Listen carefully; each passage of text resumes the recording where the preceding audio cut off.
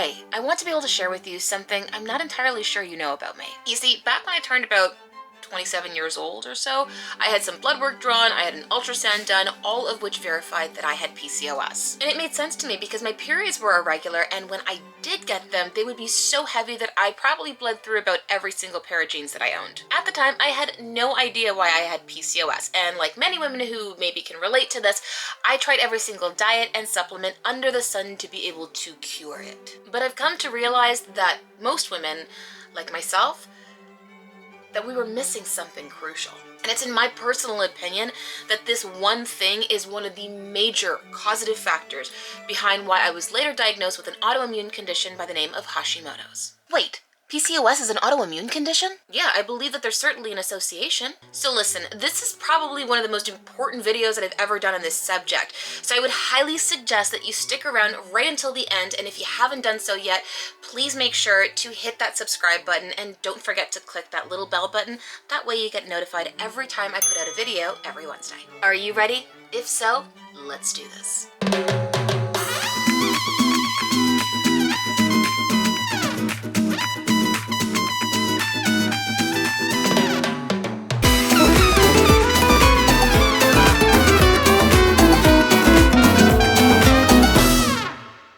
Oh wait, hold up, my sexy food therapy bumper is back!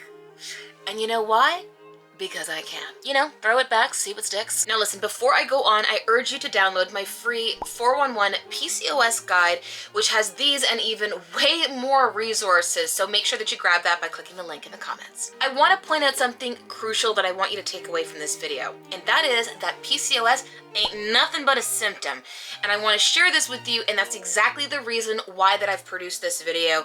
Otherwise, you're just going to be spending gobs of money chasing symptoms. I also want to clear up some obvious, well maybe not so obvious, causes behind PCOS that you may have heard about, starting with dietary factors behind PCOS. For starters, yeah, PCOS is a byproduct of inflammation, and this can happen for a variety of factors, including a diet high in processed foods and those which are really high in carbs. I actually did an entire video about the ultimate PCOS diet because balancing your blood sugar and getting enough protein, which most women really aren't getting enough of, is crucial when managing symptoms of PCOS, so make sure to go check it out here on my YouTube channel. Here's the thing. You can shift and change your diet as much as you want, but if your lifestyle is shit and you aren't getting enough sleep, well, then forget about it. Sleep deprivation will literally kibosh all your health efforts. This is generally when women will say to me, that natural shit is so expensive. And if this is you, let me tell you something. You're complaining to me about cost when you're not doing some of the few things in life that are free. That was supposed to be a mic drop. Or hairbrush drop, however you want to see it. The reality is if you're sleep deprived, you are going to struggle so hard at regulating your glucose and your insulin levels, and insulin, just as a reminder, is your fat storage hormone. And answer me this. When was the last time that you craved something healthy? When you were tired.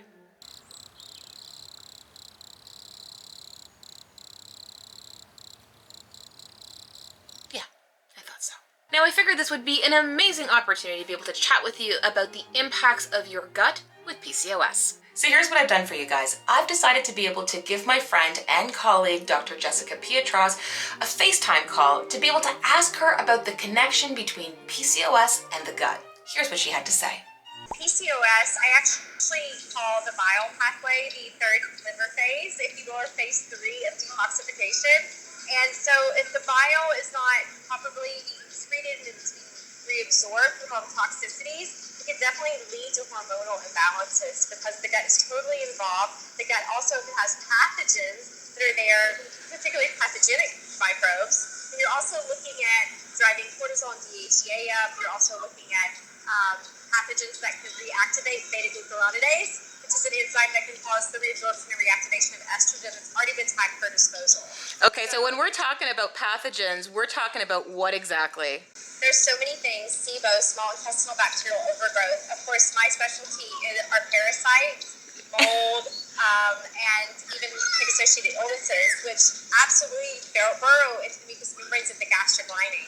This is the one thing that I tell women all the time. Does it really make sense to test your hormones first? Why don't we just look at what's affecting your hormones to begin with?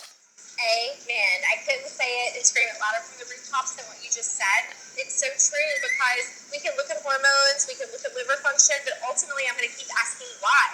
Why is your liver stagnant? Why are your hormones messed up? Because they're chemical communicators in the body. They're not actually root cause.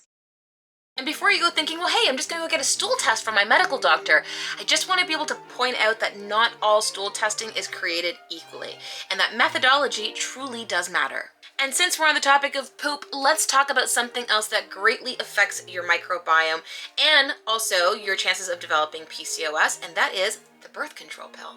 I know that this might floor you because chances are you were given the birth control pill to be able to manage your PCOS, and that we're told that this was the only way, right? But this is a band-aid approach, and it doesn't address all the underlying causative factors behind it. Hormonal contraceptives modulate the immune system and may influence the susceptibility to autoimmune diseases, with significant increases in risk for several autoimmune diseases. I want to point out that it's not uncommon for women to see a rise in male hormones when coming off the birth control pill, especially if they were on brands like Yaz, Diane, and Brenda.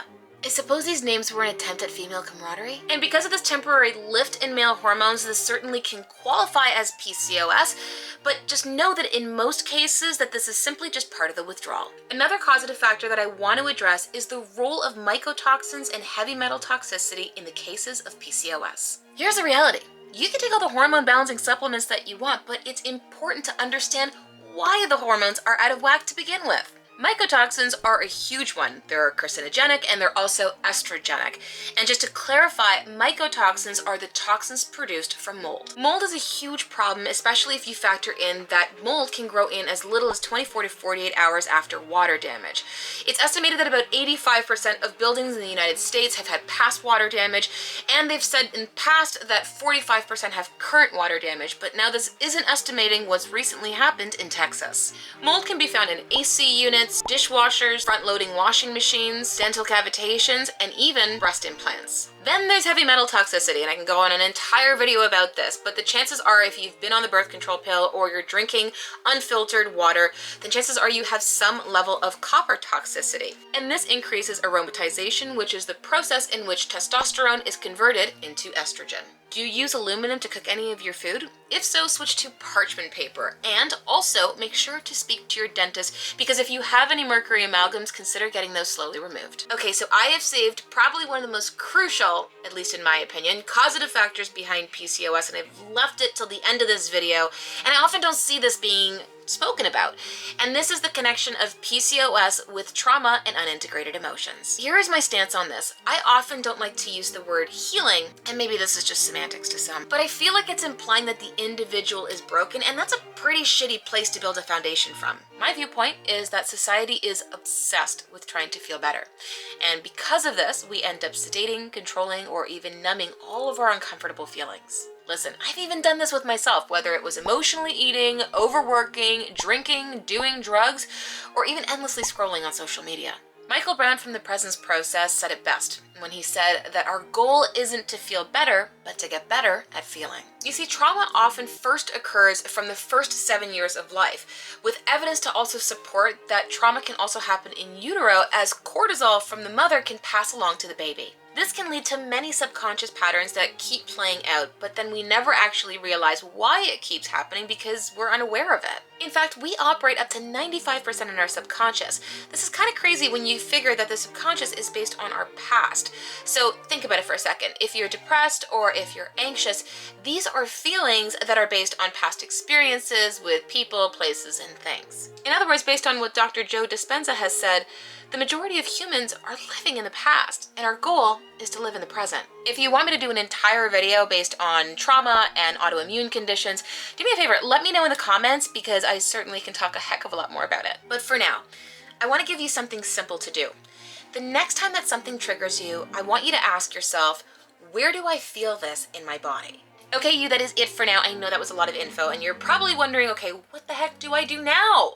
This is the exact reason why I created that free PCOS 411 guide, so make sure to grab it by clicking the link in the comments. And hey, if you dug this video, then do me a favor, give it a thumbs up. Make sure that you leave me a comment and let me know what you thought.